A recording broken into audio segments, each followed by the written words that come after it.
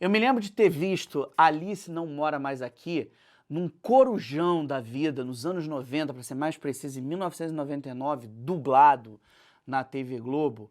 E me lembro de ter ficado completamente encantado no comecinho de Alice Não Mora Mais Aqui, que foi um dos, para muita gente é considerado o primeiro fenômeno de bilheteria do Scorsese, toca uma música que eu me lembro de escutar no disco Ciranda de Pedra, gravado por Antônio Marcos, que é Eu Vou Ter Sempre Você Comigo. Não vou fazer vocês sofrerem comigo cantando, mas eu escutei a música You Never Know, cantada em inglês, eu fiquei absolutamente chapado de fazer uma associação, sobretudo de ouvir Ellen Burstyn naquele filme, numa versão dublada pela extinta Herbert Richards, na voz de Dona Vera Miranda, a voz mais bonita da dublagem brasileira. Isso que eu estou falando para vocês é uma coisa que a gente chama de sinestesia. É um impacto que a melopeia, ou seja, a força expressiva estética da melodia, seja a melodia cantada, seja a melodia da voz falada, gera nos nossos sentidos.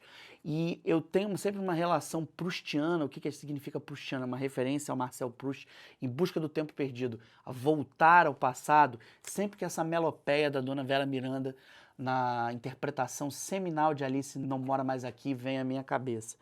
Eu sou Rodrigo Fonseca, essa cabeça sim é bem esquisita, mas ela vai guiar vocês e vocês vão guiá-la por essa jornada no Taxi Driver da cinefilia, mais um capítulo da jornada Martin Scorsese aqui no Cinema 365. A gente já fez uma jornada que já está num arranque bacana. A gente fez, na primeira aula, uma cartografia de Nova York numa contramão do American Way of Life. Depois a gente falou dos bolsões, do banditismo social americano, as ditas máfias ou milícias ou gangues de Nova York, por exemplo, na obra do Scorsese. E, na sequência, a gente falou dos registros documentais dele. E eu acho que vocês podem perceber por esse papo de arranque que eu citei até Antônio Marcos aqui para vocês, e Eu Vou Ter Sempre Você. Escuta essa música aí no YouTube ou em qualquer disco da Som Livre que vocês vão achar, para significar a relevância que a música tem no cinema do Scorsese, mas não só. A relevância que as grandes personagens femininas dentro e fora das telas têm na obra do Scorsese. A própria mãe do Scorsese chega a aparecer nos Bons Companheiros, que é esse filme que eu tenho sempre à mão para me ajudar a pensar o lugar do banditismo social e, sobretudo, o lugar da exclusão numa cultura como a cultura estadunidense. Mas eu queria chamar a atenção para outras parcerias do Scorsese. Numa das nossas aulas anteriores, eu falei de uma mulher aqui chamada Thelma Schoonmaker. Eu tive a honra de entrevistar a dona Thelma 2 vezes. Ela é a editora por excelência do Scorsese, que teve como parceiras grandes produtoras como Bárbara Defina, que teve como parceiras grandes tradutoras, grandes pesquisadoras e principalmente grandes atrizes.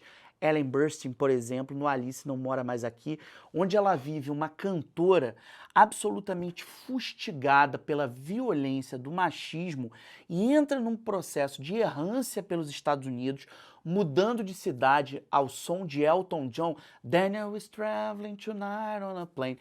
Essa trilha é absolutamente antológica, demarca um espírito que é absolutamente condizente com o devir dos cinemas novistas, que é o devir on the road, um devir pé na estrada.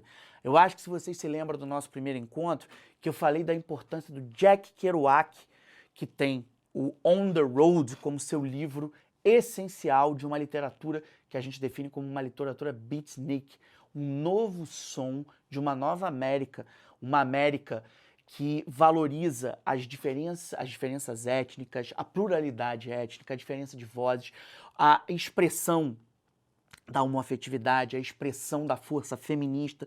Tudo isso está nessa panela de pressão como um tempero de um grande quitute, que é o quitute de uma América que já não é mais aquela torta de maçã dos peregrinos, aquela torta do American Way of Life saturado de temperos moralizantes, mas sim tem uma nova pimenta, que é o pimenta da liberdade. E nessa pimenta da liberdade, as mulheres, com a sua criatividade, com a sua ousadia, com a sua coragem, principalmente com a sua resiliência no combate ao sexismo são figuras centrais. E eu acho que nesse estudo, o que a gente precisa entender são as parcerias que o Scorsese estabeleceu com essas grandes mulheres artistas que cruzam o caminho dele. A Dona Thelma eu sempre uso a expressão dona, porque eu tenho realmente uma reverência a ela. Eu entrevistei a Thelma Schumacher, um par de vezes. Primeiro, quando foi lançado A Invenção de Hugo Cabret, isso eu estou falando em 2012 aqui no Brasil, e depois quando foi lançado o absolutamente genial Silêncio, no Brasil, saiu em 2017, então pela Imagem Filmes, do Abraham Scherer, distribuidor que me ajudou a consolidar essa entrevista efetivamente. Eu queria deixar meu abraço para o grande Abraham Scherer aqui, um distribuidor que está fazendo toda a diferença, inclusive no cenário, de trazer grandes filmes de realizadores como o Scorsese e outras realizadoras do mundo todo para cá. Queria chamar a atenção para vocês nesse abecedário de nomes. Eu estou absolutamente influenciado pela dimensão enciclopédica do Scorsese, então se eu citar muitos nomes, vocês vão entender que isso é uma influência. O Scorsese é um catálogo de referências e eu acho que todo fã do Scorsese estabelece esse vínculo.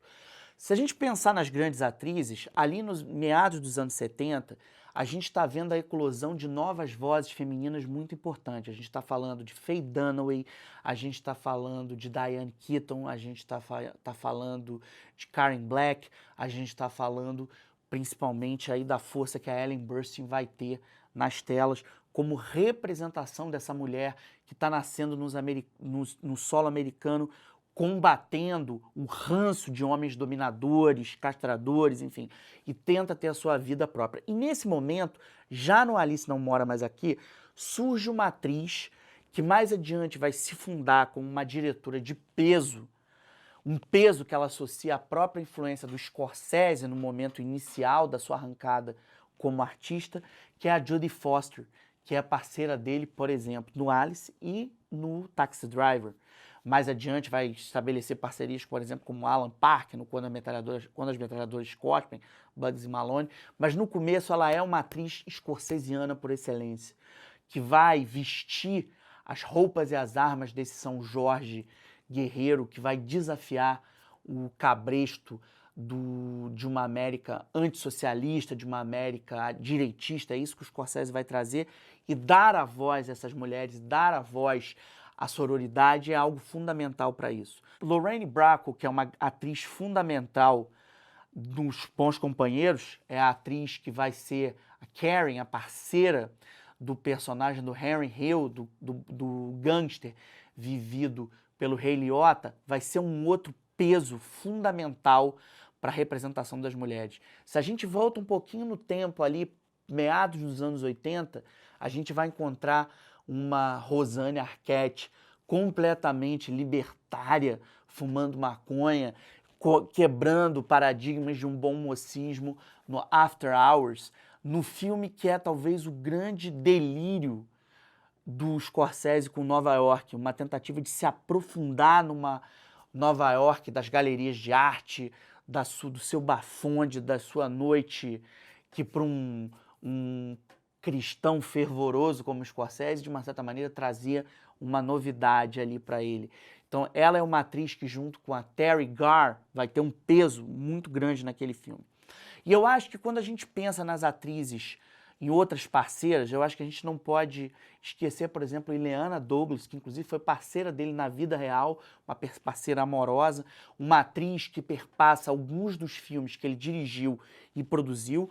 Por exemplo, é uma das vítimas da violência do personagem Vingador, interpretado pelo Robert De Niro no Cabo do Medo.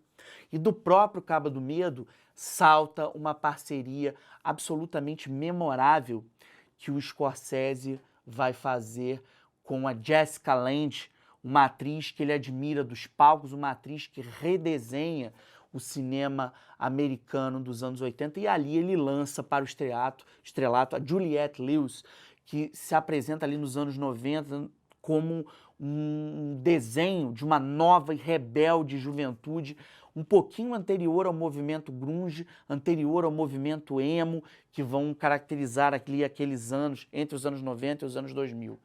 E eu acho que ainda nos anos 90, quando a gente pensa nas grandes mulheres, eu acho que é muito importante o lugar do Scorsese para dar a um mito das telas, um mito que penou nas mãos do sexismo pela objetificação, mas pôde e soube combater a objetificação muito bem, que é a Sharon Stone no Cassino, no papel de uma garota de programa que quebra com os arquétipos e quebra ali com o cabresto para se apresentar como uma mulher forte, destemida, num universo de crime que está ali cerceando seu caminho. Acho que a interpretação da Sharon Stone, coroada com uma indicação ao Oscar, é um dos grandes achados da carreira do Martin Scorsese nas telas.